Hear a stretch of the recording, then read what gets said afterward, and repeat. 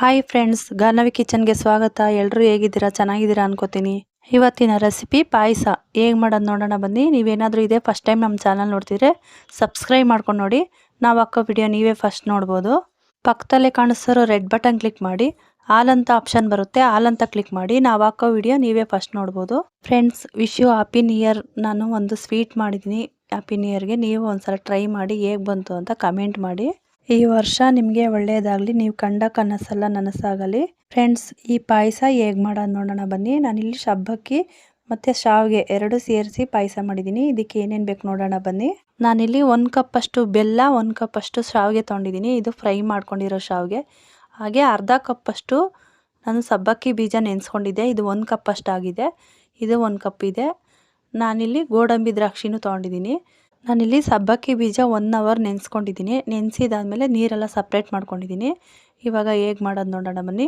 Stove ಮೇಲೆ ಒಂದು ಕಡಾಯಿ ಇಟ್ಕೊಂಡಿದ್ದೀನಿ. ಕಡಾಯಿ ಬಿಸಿ ಆದಮೇಲೆ ನಾನು ತುಪ್ಪ ಸೇರಿಸ್ಕೊತಾ ಇದ್ದೀನಿ. ನಾನಿಲ್ಲಿ ಒಂದು 3 ಸ್ಪೂನಷ್ಟು ತುಪ್ಪ ತೊಗೊಂಡಿದ್ದೀನಿ.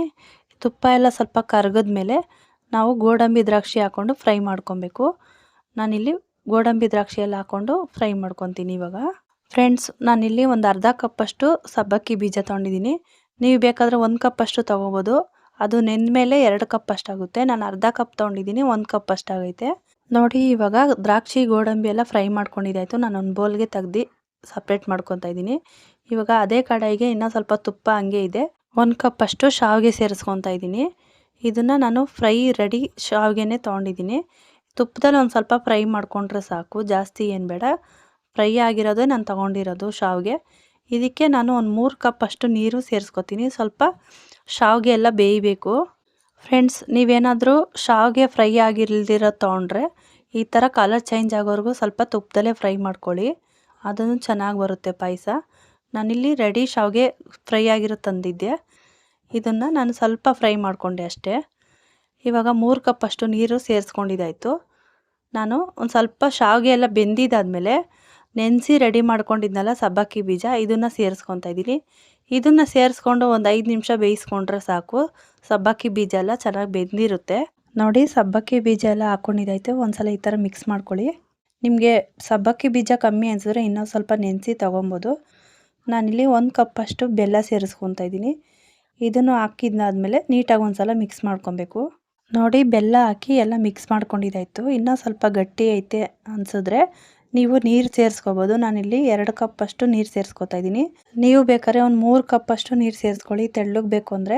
ಇದು ತಣ್ಣಗಾದ್ಮೇಲೆ ಸ್ವಲ್ಪ ಗಟ್ಟಿನೇ ಆಗುತ್ತೆ ಪಾಯಸ. ನಾನಿಲ್ಲಿ 2 ಕಪ್ ಅಷ್ಟು ನೀರು ಸೇರಿಸ್ಕೊಂಡಿದ್ದೀನಿ. ಇವಾಗ ಒಂದು 5 ನಿಮಿಷ ಚೆನ್ನಾಗಿ ಕುದ್ರೆ ಸಾಕು. ನಾನಿಲ್ಲಿ 1 ಕಪ್ ಅಷ್ಟು ಹಾಲು ಸೇರಿಸ್ಕೊತಾ ಇದ್ದೀನಿ. ಅಂದರೆ 1/4 ಲೀಟ್ರ್ ಹಾಲು ಆದರೆ ಸಾಕು. ನಾನು ಸ್ವಲ್ಪನೇ ಪಾಯಸ ಮಾಡ್ಕೊತಾ ಇರೋದು.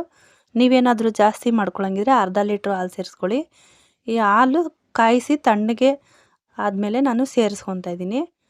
ಇವಾಗ 1 ಪ್ಯಾಕೆಟ್ ಅಷ್ಟು ಬಾದಾಮಿ ಪೌಡ್ರ್ ಸೇರಿಸ್ಕೊತಾ ಇದ್ದೀನಿ ನೋಡಿ. ಬಾದಾಮಿ ಪೌಡ್ರೆಲ್ಲ ಸೇರಿಸ್ಕೊಂಡಿದ್ದಾಯಿತು. ಒಂದ್ಸಲ ನೀಟಾಗಿ ಮಿಕ್ಸ್ ಮಾಡಿ ಒಂದು 2 ನಿಮಿಷ ಕುದ್ರೆ ಸಾಕು, ಪಾಯಸ ರೆಡಿ ಆಗುತ್ತೆ. ನೀವು ಬಾದಾಮಿ ಪೌಡ್ರು ಇಷ್ಟ ಆಗಿಲ್ಲ ಅಂದರೆ ಸ್ಕಿಪ್ ಮಾಡ್ಬೋದು ನೋಡಿ. ಒಂದು 2 ನಿಮಿಷ ಆಯಿತು. ಶಾವಿಗೆ ಮತ್ತು ಸಬ್ಬಕ್ಕಿ ಬೀಜ ಎಲ್ಲ ಚೆನ್ನಾಗಿ ಬೆಂದಿದೆ. ಇವಾಗ ನಾನು ದ್ರಾಕ್ಷಿ ಗೋಡಂಬಿ ಸೇರಿಸ್ಕೊತಾ ಇದ್ದೀನಿ. ಫಸ್ಟೇ ತುಪ್ಪದಲ್ಲಿ ಹುರಿದು ರೆಡಿ ಮಾಡ್ಕೊಂಡಿದ್ನಲ್ಲ ಅದನ್ನೇ ಸೇರಿಸ್ಕೊತಾ ಇದ್ದೀನಿ ನೋಡಿ. ನೀಟಾಗಿ ಮಿಕ್ಸ್ ಮಾಡ್ಕೊಂಡಿದ್ದಾಯಿತು. ಇವಾಗ ಪಾಯಸ ರೆಡಿ. ಸರ್ವ್ ಮಾಡೋಣ ಬನ್ನಿ. ನೋಡಿ ಎಷ್ಟು ಸೂಪರಾಗಿ ಬಂದಿದೆ, ಸಬ್ಬಕ್ಕಿ ಮತ್ತು ಶಾವಿಗೆ ಹಾಕಿ ಮಾಡಿರೋದು. ಓಕೆ ಫ್ರೆಂಡ್ಸ್, ಇದಾಗಿತ್ತು ಇವತ್ತಿನ ರೆಸಿಪಿ. ಈ ರೆಸಿಪಿ ಇಷ್ಟ ಆಗಿದ್ರೆ ಒಂದು ಲೈಕ್ ಕೊಡಿ. ಫ್ರೆಂಡ್ಸು ಫ್ಯಾಮ್ಲಿಗೆ ಶೇರ್ ಮಾಡಿ. ಇದೇ ಥರ ಈಸಿ ರೆಸಿಪಿಗೋಸ್ಕರ ಕಾಯ್ತಿದ್ರೆ ನಮ್ಮ ಚಾನಲ್ ಸಬ್ಸ್ಕ್ರೈಬ್ ಮಾಡ್ಕೊಂಡು ನೋಡಿ. ನಾವು ಹಾಕೋ ವಿಡಿಯೋ ನೀವೇ ಫಸ್ಟ್ ನೋಡ್ಬೋದು. Thanks for watching.